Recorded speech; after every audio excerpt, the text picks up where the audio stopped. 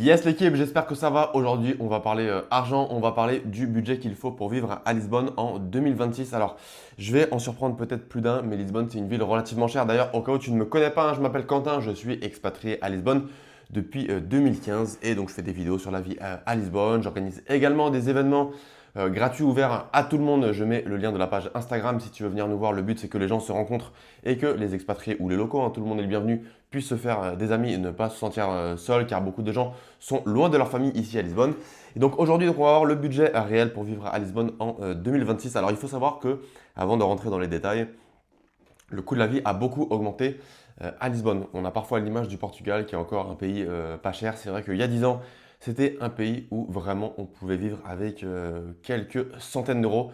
Aujourd'hui, ce n'est plus le cas. Le coût de la vie a beaucoup augmenté. Alors déjà, il y a eu de l'inflation après le Covid, hein, comme dans le monde entier. Mais surtout, le coût de la vie de façon générale a énormément augmenté à Lisbonne, hein. Il a vraiment explosé. Le tourisme a explosé. Le nombre d'expatriés a également explosé. Donc c'est aujourd'hui vraiment une ville, une capitale, hein, hyper dynamique. Donc il y a beaucoup de bienfaits. Typiquement, il y a beaucoup plus d'options pour manger, pour sortir, pour rencontrer des gens. Mais le revers de la médaille, c'est que le coût de la vie a beaucoup augmenté. Donc si vous vous attendez à une petite ville pas très chère où vous pouvez vivre avec pas beaucoup, bah, je préfère vous le dire, ce n'est pas vrai. En tout cas, ce n'est plus vrai. Aujourd'hui, il faut un certain budget. Alors la bonne nouvelle, c'est que c'est quand même moins cher qu'une ville comme Paris ou Londres. On peut vivre avec beaucoup moins. Si vous avez un salaire d'une boîte parisienne et que vous gagnez bien votre vie, vous pouvez avoir une très bonne vie à Lisbonne. Mais je vous mets en garde, il faut quand même un certain budget. Donc on va commencer par le poste de dépense qui est donc le plus cher, c'est le logement. Alors il faut savoir que le coût des logements à Lisbonne, c'est certainement le type de dépense qui a explosé depuis une dizaine d'années. Certaines personnes, certaines études disent que le logement à Lisbonne est presque aussi cher que le logement à Paris ou à Londres. Donc je préfère vous prévenir là-dessus. C'est le poste de dépense le plus important et je vais donner quelques exemples. Alors évidemment, le budget que vous allez consacrer à votre logement, il sera très différent selon le type de logement que vous recherchez et surtout selon le quartier. Donc je vais prendre l'exemple d'un studio, donc ce qu'on appelle ici un T0, un petit appartement. Et si vous voulez vivre en centre-ville dans les très bons quartiers, hein, typiquement Chiado, Baixa ou même Santos, eh bien là, il vous faudra, je dirais, autour de 1000 euros pour un studio. Donc ça peut paraître beaucoup, mais oui, aujourd'hui, si vous souhaitez vivre seul, il faut un bon budget, donc je dirais autour de 1000 euros. Et si vous souhaitez un T1, donc ici un T1 en France, c'est donc un 2 pièces, hein. Un T1, c'est quand il y a une chambre. Donc vous avez le salon, la cuisine et vous avez une chambre. Donc voilà, c'est bien pour une personne seule ou éventuellement pour un couple, hein, qui accepte de vivre dans un 2 pièces, c'est possible également. Eh bien, il faudra, je dirais, au moins 1200 euros. Ça peut monter jusqu'à 1500 euros. Alors, ça peut même être encore plus, hein, si vous souhaitez, par exemple, le dernier appartement rénové dans la meilleure rue. Mais là, j'arrondis et voilà, je donne une approximation. Donc, entre 1200 euros et 1500 euros pour un T1 dans les meilleurs quartiers du centre-ville. Si vous souhaitez être dans des bons quartiers, mais des quartiers un peu plus locaux, je pense par exemple à Peñas de França ou Arroyos, vous pouvez avoir des studios qui commencent à 800 euros. Donc je dirais entre 800 euros et 1000 euros, vous pouvez trouver des studios. Et si vous souhaitez un T1, eh bien je dirais ce sera entre 1000 et 1200 euros. Donc T1 pour rappel avec une chambre, donc un petit peu moins cher que dans les quartiers modernes du centre-ville. Et enfin, si vous allez donc à l'extérieur, en périphérie, hein, si je pense par exemple à Amadora, qui est très bien desservi par les transports, mais qui n'est pas en plein centre de Lisbonne.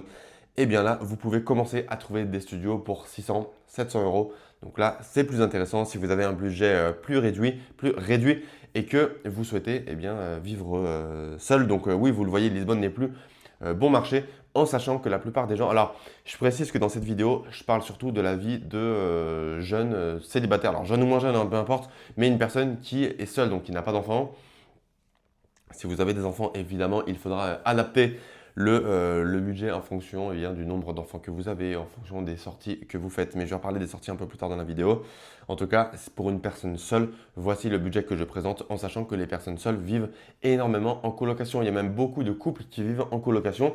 Donc les couples, évidemment, ils ont une chambre en général plus grande, puisqu'ils voilà, ils ont besoin de plus d'espace et ils peuvent avoir deux salaires.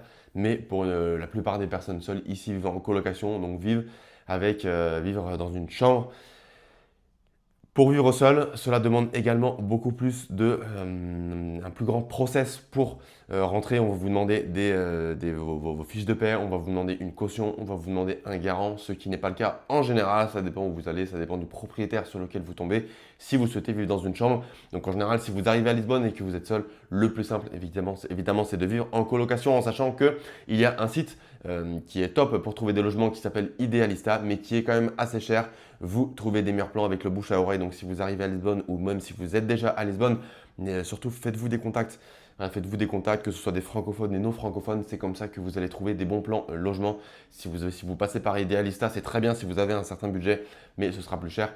Alors que par le bouche à oreille, vous pouvez trouver des chambres ou des appartements qui ont des prix, ce qu'on appelle un petit peu anciens ici à Lisbonne, comme les prix ont beaucoup augmenté. Il y a certains propriétaires qui pratiquent des prix parfois qui datent encore de 2018, 2019, alors qu'il y a des nouveaux propriétaires par contre qui profitent de la hausse du marché immobilier. C'est pas du tout une critique, c'est juste pour vous dire la réalité ici à Lisbonne, qui vont pratiquer des prix plus modernes, donc typiquement en 2026, avec des prix plus élevés, comme je vous en ai parlé dans cette vidéo. Donc voilà, donc vous voyez pour le logement, ça peut monter très vite si vous souhaitez vivre seul, que vous souhaitez être dans un bon quartier, que vous souhaitez avoir par exemple un appartement avec ce qu'on appelle ici un T1 avec une chambre, il vous faut plus de 1000 euros. Donc ça peut très vite monter, surtout si vous avez un salaire local. Donc ensuite, ensuite je dirais globalement, le coût de la vie, il n'est pas si élevé, surtout si vous savez dépenser où dépenser votre argent, si vous connaissez les bons endroits. Le plus cher, c'est vraiment le logement, c'est vraiment la partie la plus galère ici à Lisbonne. Si vous trouvez un logement pas très cher, franchement, vous êtes assez bien. Donc deuxième partie, courses et nourriture. Alors je dirais que les courses, je dirais un peu moins cher qu'en France, mais pas forcément autant qu'on l'imagine. Alors, j'ai noté ici, si vous êtes vraiment seul et minimaliste, eh bien, vous pouvez vivre avec 180 euros, 200 euros. Donc là, je parle vraiment des courses au supermarché, tout ce qui est nourriture, boisson. Ça fait quoi? Ça fait 6 euros, 7 euros par jour. Franchement, les fruits et les légumes, c'est pas cher. La viande, par exemple le poulet, je trouve que globalement c'est pas très cher. J'ai noté, par contre, si vous avez un budget mensuel plus réaliste, plus normal, eh bien on sera entre 220 et 280 euros par mois. Par exemple, le kilo de banane ici au supermarché, il est en général à allez, 1,30 €, 1,40 €, en sachant que vous avez également des petites boutiques de quartier qui sont en général tenues par des gars du Bangladesh, du Pakistan, par des Indiens. Et là, vous pouvez trouver des fruits et des légumes à des prix complètement cassés. Vous avez plein de fruits et de légumes à moins d'1 € le kilo. Donc ça, c'est très bien. Si vous allez dans ces petites supérettes, ces petites boutiques de quartier, par contre, si vous allez au supermarché, ce sera un peu plus cher. Et si vous voulez avoir un budget mensuel confort pour la nourriture, eh bien, il faudra au moins 300 euros. Donc là, vous êtes à plus de 10 euros par jour uniquement consacré à la nourriture. Là, franchement, vous êtes bien. Là, vous pouvez vous faire plaisir. Là, vous pouvez vous tourner vers du bio et vous pouvez très bien vivre à Lisbonne. Pour les restaurants, alors les restaurants, la ville de Lisbonne a énormément changé. Donc, les prix anciens, moi je me souviens quand je suis arrivé en 2015, il y avait plein de restaurants portugais où vous aviez des plats à 6 euros, à 7 euros. Vous aviez des offres, notamment le midi, avec plats, boissons et café à 7 euros, à 8 euros. Donc ça, c'est vraiment fini. Mais vous avez encore des restaurants portugais qu'on appelle les tascas et qui proposent des plats, typiquement un poulet grillé avec des frites et du riz pour 8 euros, 9 euros, 10 euros. Donc si vous prenez une boisson, vous pouvez tout à fait très bien manger pour 12 euros si vous sélectionnez vos endroits. Si vous allez dans les quartiers les plus touristiques et que vous prenez les restaurants les plus touristiques, évidemment, vous allez payer le double ou le triple. Donc un repas simple ici, si vous savez sélectionner vos endroits, pour moins de 15 euros, vous pouvez encore manger entre 10 et 15 euros, c'est encore possible. Par contre, j'irai un restaurant à peu près normal pour un plat et une boisson, ce sera entre 15 et 20 euros. Et voilà, comptez plus ou moins 20 euros si vous souhaitez par exemple avoir un plat, un dessert et une boisson et que vous n'allez pas encore une fois dans les restaurants les plus touristiques. Le café ici, je le trouve très bon et il n'est pas cher. Pareil, entre 1 euro et 1,50 €, vous prenez votre café dans la plupart des terrasses. Un pastel de nata aujourd'hui, c'est aller entre 1,20 € et 1,50 € selon les endroits où vous allez. Le pastel de nata, pour rappel, c'est la spécialité, c'est le petit gâteau qui ressemble à un flan, qui est la spécialité portugaise que vous devez goûter d'ailleurs si vous passez ici à Lisbonne. Donc vous voyez, que vous pouvez aller au restaurant régulièrement si vous allez dans les bons endroits. Hein. Si vous dépensez moins de 15 euros lorsque vous allez au restaurant, et c'est tout à fait possible, eh bien, si vous gagnez, voilà, je sais pas, 1500 euros net par mois et que votre logement n'est pas trop cher, vous pouvez aller au restaurant plusieurs fois par semaine, c'est possible. Mais il faut faire la sélection des endroits. Ensuite, les transports. Alors, très bon point, les transports restent franchement abordables. Hein. Vous avez par exemple l'abonnement mensuel qui est à 30 euros. Donc 30 euros ou 40 euros. 30 euros, c'est le pass pour Lisbonne. 40 euros, c'est le pass pour Lisbonne et les alentours. Et ensuite, vous prenez les bus, les trams, le métro, le bateau. Donc ça, c'est vraiment super. L'application Uber ou Bolt, donc c'est les taxis, je dirais, en ligne, hein, qui viennent nous chercher via l'application. C'est très bon marché. Ici, par exemple, moi, je vis dans le quartier de Arroyos. Pour aller à l'aéroport, si ce n'est pas, voilà, si c'est pas l'heure de pointe, pour aller 8 euros, je me rends à l'aéroport. Si vous êtes en plein centre, hein, typiquement Baixo Shadow, et que vous allez à l'aéroport pour 10 euros, 11 euros, le Bolt vous prend et vous amène là-bas. Donc c'est vraiment très pratique le Uber. N'hésitez pas à prendre l'application si vous êtes à Lisbonne, car c'est très pratique pour se déplacer entre les quartiers. C'est encore moins cher, effectivement, si vous êtes à plusieurs, hein, typiquement si vous êtes en couple, hein, si vous êtes avec des amis en colocation, si vous avez des enfants, eh bien, vous pouvez, je dirais, pour moins de 10 euros, vous déplacer dans tout Lisbonne. Donc ça, c'est vraiment génial. À noter que les parkings en centre-ville, ils sont plus compliqués. Le trafic ici est plus compliqué et c'est relativement cher. Hein. J'ai un ami qui a une voiture, eh bien, il paie beaucoup. Il paie beaucoup pour les parkings. Donc je pense que si vous habitez, par exemple, de l'autre côté du fleuve, à Caparica, cela peut être intéressant d'avoir une voiture. Par contre, si vous vivez dans Lisbonne, selon moi, cela ne vaut pas le coup d'avoir une voiture. Déjà, c'est moins de galère, hein, moins de stress, vous n'avez pas à conduire, mais surtout, vous aurez moins de coûts pour le parking, pour l'assurance de la voiture, etc., etc. Les transports et de temps en temps, un Bolt ou un Uber, c'est largement suffisant. Ensuite, j'ai noté téléphone, internet, les abonnements. Alors téléphone, ça dépend évidemment de ce que vous recherchez. Globalement, c'est plus cher qu'en France, donc faites attention. Ça paraît voilà, contre-intuitif vu que les salaires sont plus bas, mais c'est plus cher qu'en France. Je dirais pour un forfait illimité, hein, vous pouvez, par exemple avec Vodafone ou Meo, allez, pour 20 euros, 25 euros, vous pouvez avoir un forfait illimité. Par contre, si quelques gigas vous suffisent, vous n'êtes même pas obligé d'avoir un abonnement.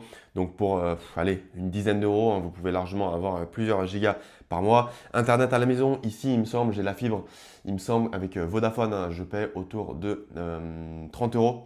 Je paie autour de 30 euros. Donc je dirais entre 25 et 40 euros selon l'opérateur que vous avez. Alors ça peut paraître assez cher hein, pour le Portugal, mais je vous l'ai dit, tout ce qui est Internet, téléphone, c'est plus cher qu'en France. Et enfin, les abonnements simples. Alors les salles de sport, pareil, il me semble que c'est un peu plus cher qu'en France. Vous avez les salles low cost, par exemple, vous avez Viva Gym ou Fitness Up qui ont des abonnements à partir de plus ou moins 30 euros par mois. Donc c'est quand même très accessible, même si j'ai entendu qu'en France, vous avez maintenant des salles qui ont complètement cassé les prix. Alors ça fait plus de 10 ans que je ne suis pas en France, je ne connais pas les prix en France, mais voilà, c'est simplement les feedbacks que j'ai eus. Et il y a des salles premium, il y a des salles de qualité comme Homes Place qui proposent des abonnements aller à 80 euros par mois. Alors ça peut paraître beaucoup, mais là-bas, n'oubliez pas que vous avez sauna, hammam, vous avez la piscine, vous avez des grands vestiaires, donc c'est plus agréable si vous avez le budget et que vous aimez le sport, cela peut valoir le coup. Donc si on fait la conclusion de cette vidéo, quels sont les trois budgets réels? Alors j'ai noté le budget minimal entre 1000 et 1200 euros par mois. Donc là on est vraiment sur un budget minimaliste pour une personne seule, célibataire, qui vit dans une chambre, qui se déplace avec les transports publics, qui ne va pas beaucoup au restaurant. Et quand il va au restaurant, il va manger vraiment local dans les restaurants qui ont gardé des prix, ce que j'appelle à l'ancienne. En sachant que le salaire minimum, il passe en 2026 à 920 euros, si je ne dis pas de bêtises. Donc vous voyez qu'avec ce budget, déjà c'est très minimal et vous êtes déjà au-dessus du salaire minimum. Donc les gens qui gagnent le salaire minimum, c'est très compliqué de vivre dans Lisbonne. Hein. Il va falloir vraiment s'écarter. Ensuite, budget confort, je dirais c'est la majorité des expatriés, entre 1500 euros et 1800 euros net. Donc là, on est sur un budget qui est, je dirais, relativement correct. Il va vous permettre d'avoir une vie tout à fait correcte si vous êtes en colocation. Ça va être très compliqué de vivre seul et de mettre 1200 euros dans un appartement si vous gagnez 1500 euros. Par contre, si vous mettez 500 euros dans une chambre et que vous gagnez par exemple, allez, 1500, 1700 euros net, ça vous laisse plus de 1000 euros juste pour votre vie au quotidien. Là, franchement, vous pouvez aller régulièrement au restaurant, vous pouvez prendre régulièrement un Bolt. Donc là, c'est intéressant, vous avez une bonne qualité de vie. Et enfin, budget tranquille, j'ai appelé ça, hein, le budget tranquille.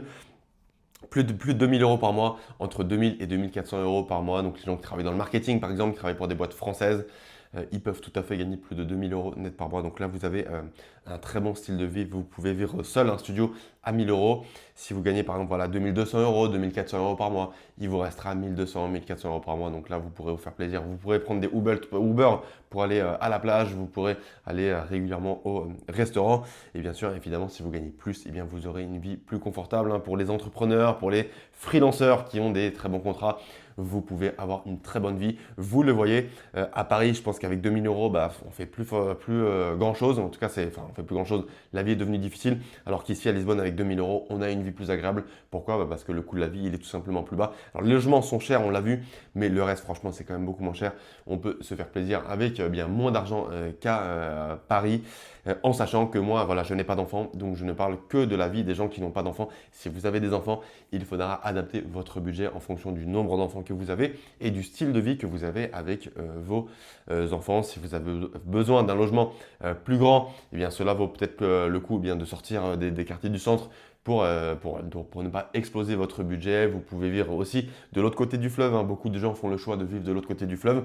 C'est très bien, c'est plus loin de Lisbonne. Vous allez dépendre du bateau pour vous rendre à Lisbonne. Toujours est-il que c'est des quartiers qui sont très tranquilles. C'est des quartiers qui sont très prisés par les plus grandes familles car vous pourrez avoir des grands appartements, voire des maisons à des prix plus accessibles. Donc voilà. Pour cette vidéo, en conclusion, Lisbonne n'est plus aussi bon marché qu'avant. Attention aux vidéos que vous voyez qui datent de 2015, 2016, 2017.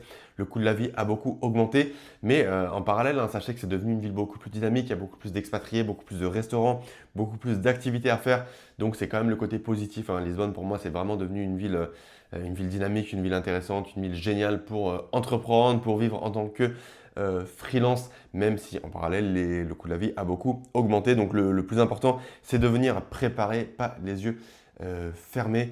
Et avec un bon budget, vous pouvez vraiment profiter de la vie ici dans une ville que j'adore. Pourquoi? Car il y a de la sécurité, car le climat est plus intéressant qu'à Paris, car il y a de la plage à proximité. C'est une ville personnellement où je me vois vivre à très long terme. Alors, il ne faut jamais dire jamais, mais en tout cas, je pense rester encore des années. Voilà, j'ai de la famille à Lisbonne, j'ai des amis à Lisbonne, donc c'est vraiment une ville que je conseille à tout le monde, à condition bien sûr de venir préparer. Voilà, dites-moi en commentaire quel est votre budget si vous venez, si vous êtes à Lisbonne et que vous êtes expatrié, si vous êtes touriste. Dites-moi également quel est le budget que vous avez pour pour les quelques jours que vous allez passer à Lisbonne. N'hésitez pas aussi à vous abonner à la chaîne. La chaîne est nouvelle. Cela m'aide au référencement des vidéos. Mettez aussi un petit like. Ça me fait super plaisir et je vous dis à bientôt. Salut!